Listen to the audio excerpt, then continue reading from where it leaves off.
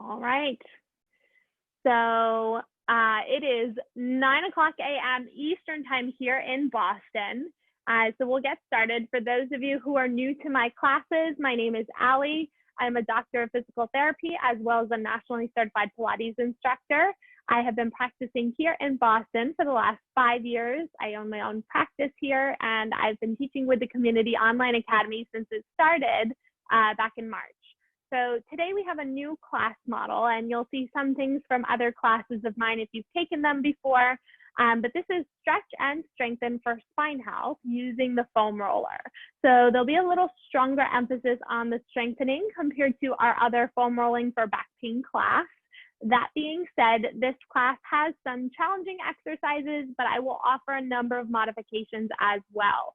So I encourage you guys to please listen to your body. The point of this is for you to leave this class feeling hopefully a little bit stronger, but also feeling a little bit better, maybe more flexible when you are finished with the program.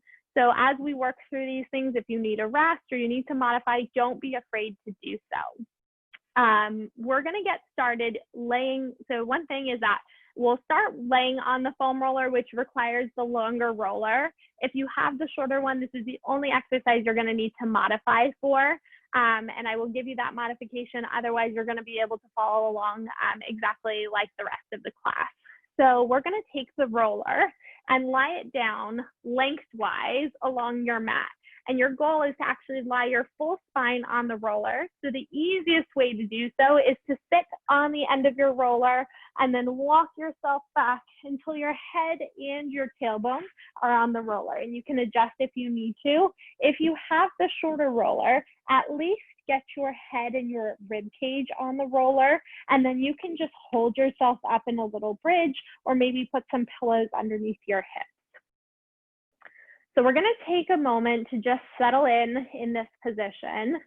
This setup lying on the roller leaves our spine in its neutral position. So you'll feel your tailbone, maybe the back of your shoulders and your rib cage and the back of your head on the mat. And know that they are all stacked. They're all in one long line. So just notice how that feels. Slowly, as you're comfortable, turn your palms up to the ceiling and open your arms out to the side. So we're gonna start here just with a gentle pectoral stretch, kind of opening up the front of our chest, allowing us to sit up a little bit taller. Now, if you don't feel a stretch where your arms are, walk them up higher until you feel a stretch across your chest. And if you feel pulling or tingling into your hands, just bend your elbows a little bit. Your arms don't have to be straight here in order to feel this stretch. And you want the feeling of your arms to be that they're dropping over the shape of the roller. Now, if you're lying here and you're feeling like your back is really arched, lifting off the roller, try and draw your ribs down. That will actually increase the stretch that you feel across your chest. Try at the same time adding a little tuck to your chin to lengthen the back of your neck. So your body stays in that one long line. And you might find one side is different than the other, so you can walk one hand up a little bit higher than the other, and that's fine. I want you to get a good stretch on both sides. Most of us tend to be a little bit more flexible in our dominant arm, so that may be the case for you. It may not be, but just notice that. See if you can really find a good stretch, but a gentle stretch on both sides. It should not be painful. We're going to aim to hold this about 30 more seconds here. And if you would like, you can add in some movement with a snow angel. So that's sweeping your arms down by your side and then sweeping them up as high overhead as you can go, keeping your hands on the floor. I have very flexible shoulders, so I can get almost all the way overhead with my hands down on the floor. If your arms are starting to lift, bring them back down by your side. And this movement is optional here. You can also choose to just stay in that pectoral stretch with your arms out to the side. Good. We'll try about 2 more just like this. And one more time here. Good. And then we're gonna bring our hands, just the fingertips, onto the floor. So not your shoulders, not your elbows, just the tips of your fingers, and get into a little bit of core work.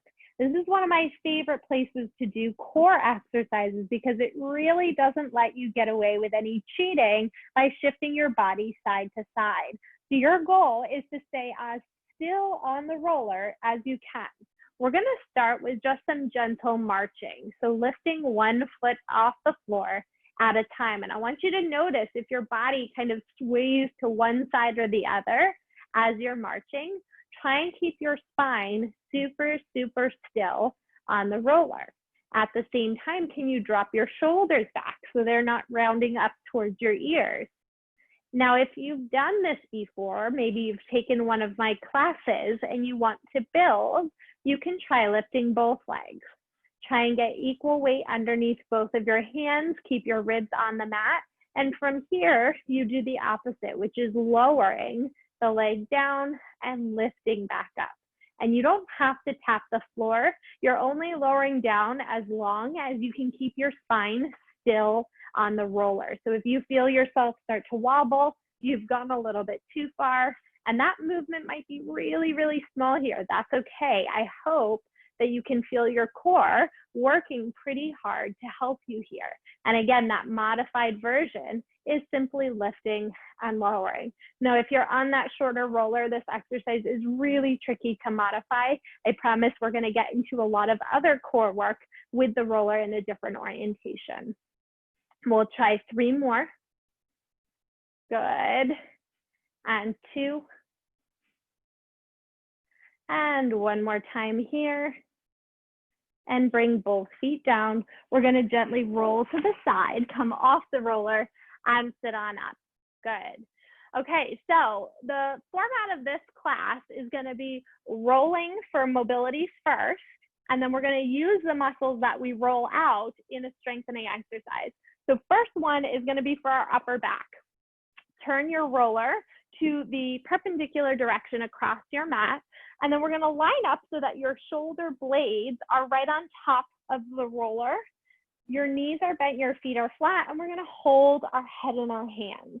Make sure if you have long hair or you have a hoodie that you pull it out of the way because it can get trapped in the roller and that does not feel good. And bring your elbows in your peripheral vision. From this point, lift your bottom up. You're going to roll right to the base of your neck, down to just below your shoulder blades. You don't want to go past that point. We're going to keep this in the upper back. So we're just rolling back and forth, keeping your bottom lifted. Your head is heavy, unrelaxed. You can see your knees the whole time. And as you're rolling back and forth in this setup, see if you can feel the stretch and mobility work in your upper back and the muscles that surround your spine in your upper back. And you might feel cracking, popping, clicking. That's okay. Just know that you're getting some mobility in your spine as long as it's not painful. And if it is painful, you can always back off, take your bottom down, give yourself a little rest, and then try again. Now, if you feel any particular tight spots and you want to spend a little bit of extra time there, stop on that spot, place your bottom down, and allow your spine to drape over the shape of the roller. Now, when you drape back, it's not a pop of the ribs up. So you want to keep your rib cage down and keep your head heavy in your hand.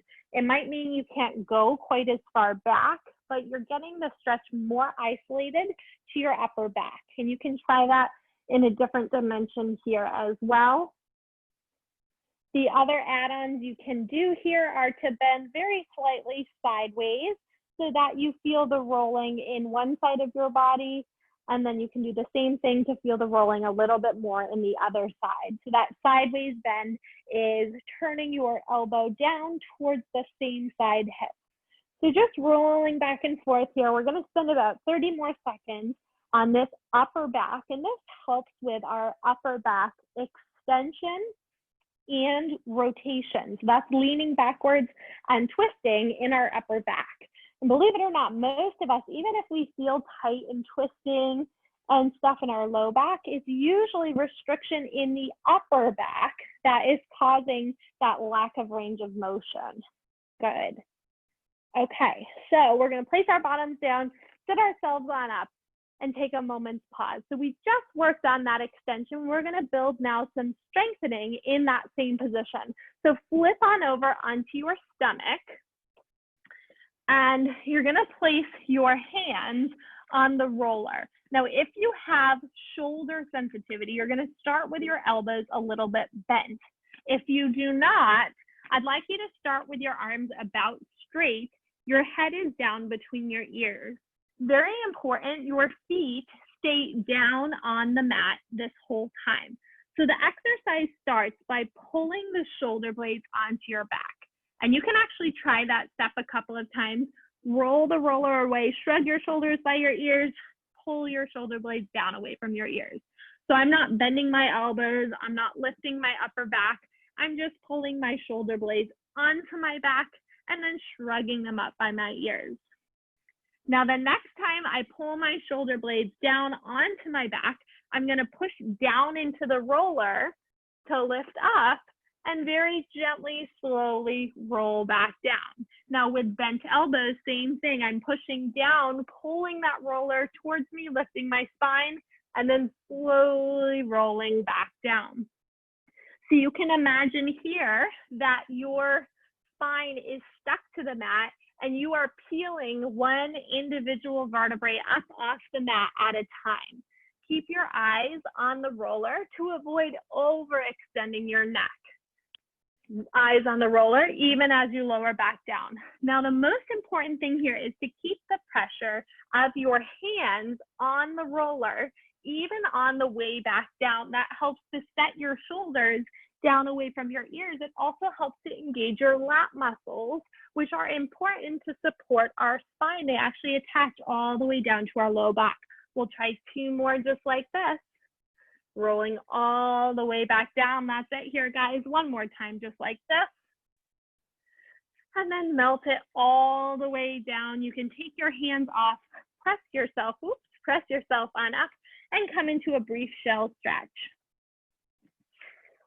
Now, our next strengthening exercise is for our glutes. So we're gonna roll out the glutes first and then get into that strength work. So we'll keep our roller as it is, but we're gonna sit down on top of the roller, and you can hold it with your hands to keep it steady.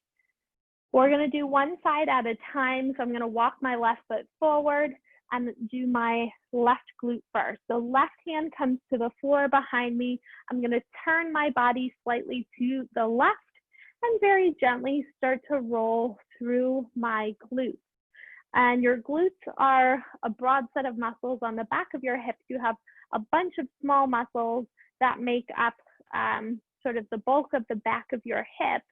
And so depending on the angle that you roll, you'll be getting into different parts of those muscles. And different people are tight in different spots. So you can roll a little bit more to the side or maybe face a little bit more up to the ceiling and find where those tight spots are for your body. I want you to make sure that you stay on muscle, that you're not rolling over the bone. And so you have a big bone on the side and a big bone on the bottom of your pelvis, which is your sits bones, that bony part of your bottom. Both of those bones will not feel great to roll over. We want to stay more on the soft tissue, the muscle itself. So you'll have plenty of spots to find, but try and stay within those zones. And if you want to add a little bit more body weight, like it feels like it's not enough pressure, you can take your right ankle on top of your left thigh to add in a little bit more resistance here.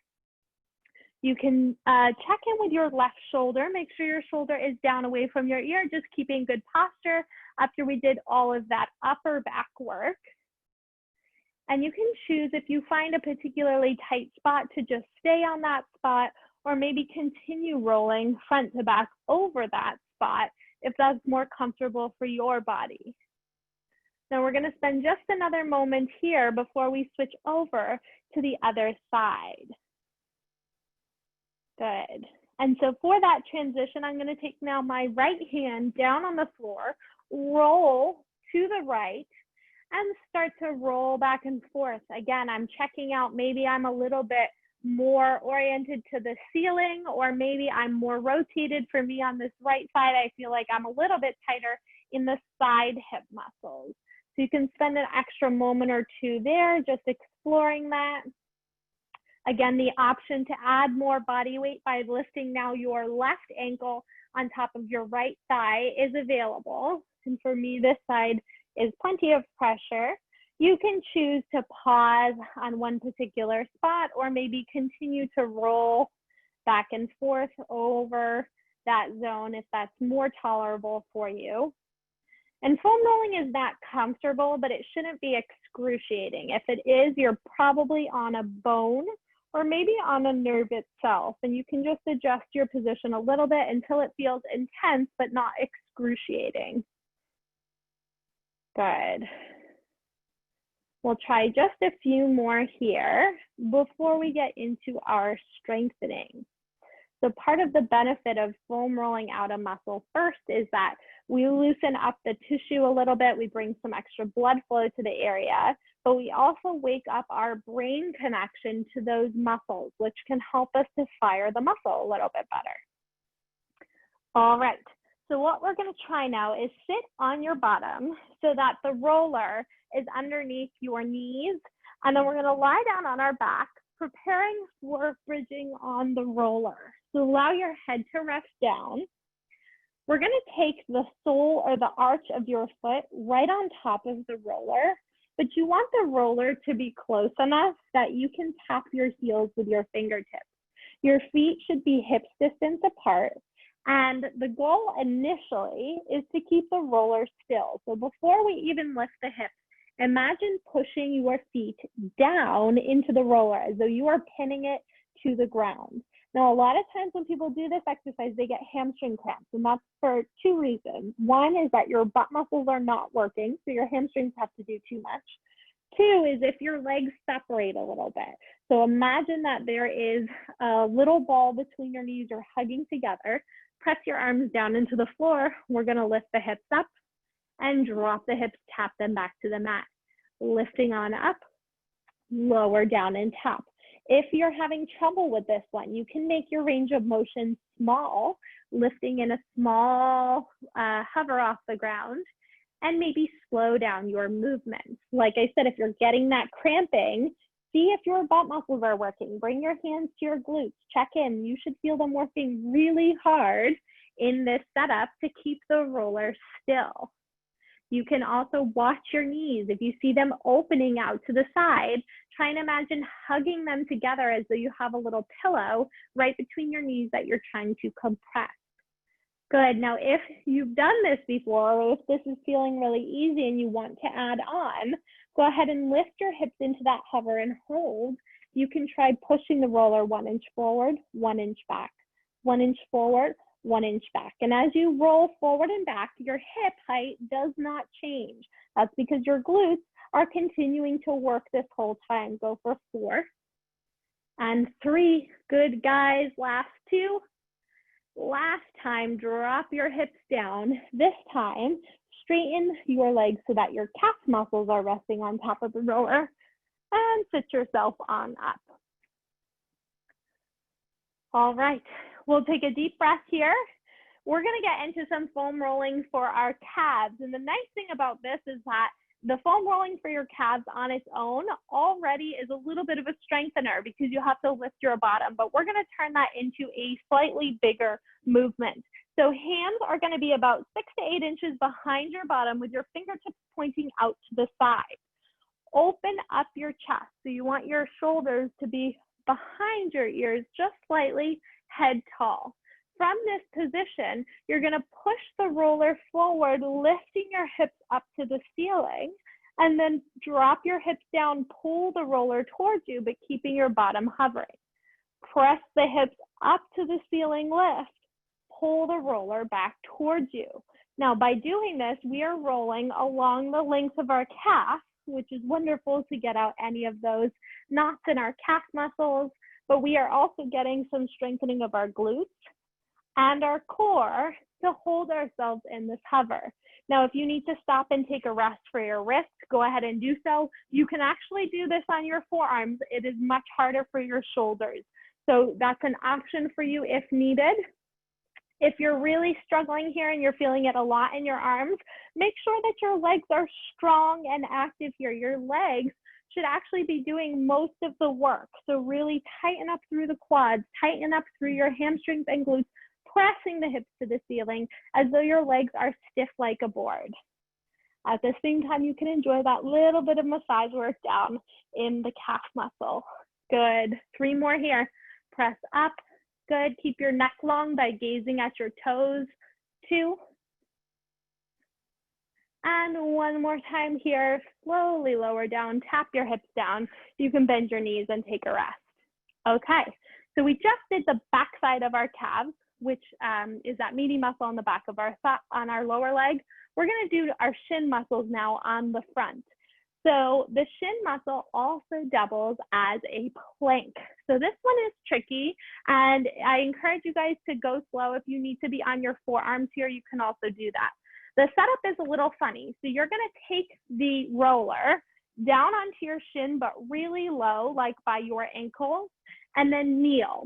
So if you're kneeling on the ground, it's as though the top of your foot is just kind of resting, draping over the roller. And then you'll be in an all fours position with your hands down on the ground. Now, again, for that wrist sensitivity, you can do this here on your forearms. It's a little bit more core work to do that. So whatever setup works for you, make sure that you have a flat back, your head is long. Now, step 1 is to imagine that I just placed a tray of waters on your lower back. You want to keep that tray of waters there the whole time. So keeping the water still, lift your knees into a little hover. From there, you're going to stretch the roller out behind you, pull it back in, knees are hovering. Stretch it back behind you, pull it back in. If you're on your forearm, same setup. Knees hover, roll it out, pull it back in. Keeping that tray of waters nice and still. Now, this is a tricky exercise, so take breaks if you need to. You also double, getting that feeling of rolling across the front of the shins. So head is long, we roll out, pull in, roll out, pull in. Good. 5 more. That's it for 4. Good, guys. Last 3. Pull in for 2. 1 more time. Pull in, drop down onto your knees, and take a rest. You can walk your hands forward, keep your feet up on that roller for an extended shell stretch or child's pose. We'll take a deep breath here, breathing into your rib cage, and then carefully come on up. Now we're going to go into another little strengthening exercise here, which is a push-up. And I know a push-up, we're often thinking mostly of our upper body, but there's a lot of things that contribute to a good form in a push-up, which is core strength and hip stability. So both of those things help our back, and we're going to get some feedback using the roller. So you can do this up on your toes or your knees. Your hands are going to go on top of the roller. And in this position, you want your shoulder to be very slightly behind your elbow. If it's in front of your elbow, it's going to be very hard to keep the roller still. So I'm going to demo here up on my toes, but you also have the option of being on your knees. So if you know push-ups are not in your practice, come onto your knees right now. You can even practice just holding this plank setup. So regardless of position, wherever you are, I want you to keep the roller still. And if you get up in this plank and it's hard to keep the roller still, come onto your knees. What the push-up will look like is lowering down and pressing up. Notice if your head is dropping. Notice if the roller is moving. Slow down your movement and press your hands into the floor. In that full plank, same setup, we slowly lower, slowly press, slowly lower, slowly press, and this one can be wobbly. 3 more. Good. 2 more. And 1 more time there. Lower down, press up, come back, and you can come back into that shell stretch, this time with your hands elevated, feeling a little deeper stretch into those pec muscles, keeping the top of your head long. That is an awesome way to really challenge yourself in that push-up setting. So before we get into our next strengthening exercise, we're going to do a little mobility work for the upper back.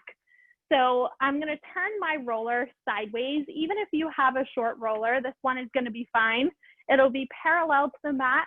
I'm going to lie down on the left hand side of my body, bending my right knee on top of the roller. So my left leg, if you guys can see, is straight. My right knee is going to be bent on top of the roller. Head is resting down on my left bicep. Now, your right knee should stay on the roller the whole time. My top hand is going to reach out in front to tap the floor in front of me, and then I'm reaching for the floor behind me. Now, if you reach for the floor back behind you and you feel your knee is lifting, that means you've gone a little bit too far. The stretch has gone into your lower back. And so you're using the roller here as a guide to help you keep the stretch focused to your upper back and to your rib cage. So again, we just did a lot of that pectoral work. This should also double as a nice little stretch here for some of our pec mobility in that push-up position. Good. We're going to try 4 more here. And remember that a lot of that upper back mobility is related to our rib cage mobility and therefore our breath. So breathe comfortably. 1 more time, just like this. Good. And then we're going to press ourselves on up. Actually, you guys can flip to the other side. I'm just going to press myself up so I can continue to see you. And then we'll lie down on the right side with your right leg straight, your left knee bent, resting down on the roller.